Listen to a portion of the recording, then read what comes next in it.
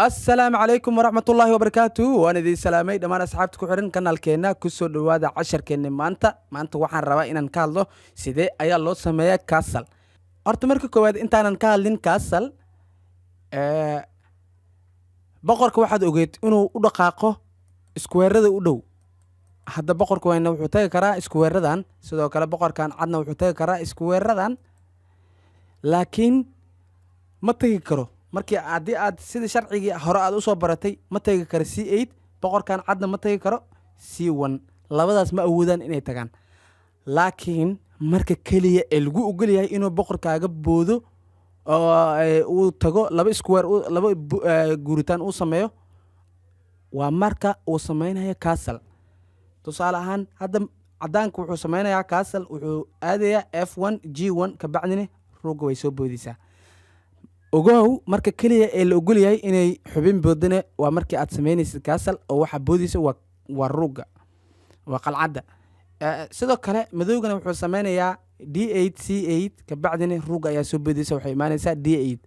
castle sidaas ayaa loo sameeyaa haddaba waxaa jirto marar aadan samayn karin castling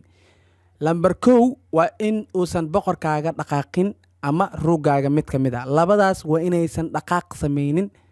haddii ay dhaqaaq sameeyaan ma awoodi doontid inaad samaysid castle lambar 2 waa inaysan xubin idin dhexeynin tusaale ahaan waa inuu bishopkan meeshan oolin castle ma awoodi doontid inaad samaysid sharciga saddexaad waxay tahay waa inaadan check ku jirin tusaale ahaan bishop aan haysanaa check ayaan ku dhahnay black wuxuu ku jiraa check sidaas awood castle aan sameynaa ma dhihi kartid oo sharci maahan laguma ogolo sharciga afaraad wadada aad maraysid waa inaysan ku aadanin xubin maxay tahay macnaheeda waxay tahay hadda bishopkan wuxuu ku aadan yahay meeshaas oo ah C8 waa wadadii uu boqorka mar lahaa lama ogolo inay xubin ku aadan tahay it means bishopka ayaa qabanaya sharci ma ahan laakiin sharci ma ahan inaad samaysid castle waxaan ku yiri aan tirino marka koobaad waa inuusan boqorkaaga ama ruugaaga mid kamid ah oo aysan dhaqaaqin lambar 1 midda labaad waa inaysan xubin idin dhaxaynin tusaale bishopkana idin dhaxayo ma sameyn karo castle sharciga saddexaad oo ah inaad check ku jirin tusaale check ayaa ku jirta oo check ayaan ku jiraa soo wacarra lama ogolo no sharciga afraad oo ah wadada uu rabo boqorka inuu ku baxsado safe iskaga dhigo inaysan u dhaxaynin xubin tusaale bishopkan haduu meeshan taagan yahay lama ogolo in aad samaysid castle labada castle ee marka ay sameynayaan waxaa la kala yiraahdaa long castle iyo short castle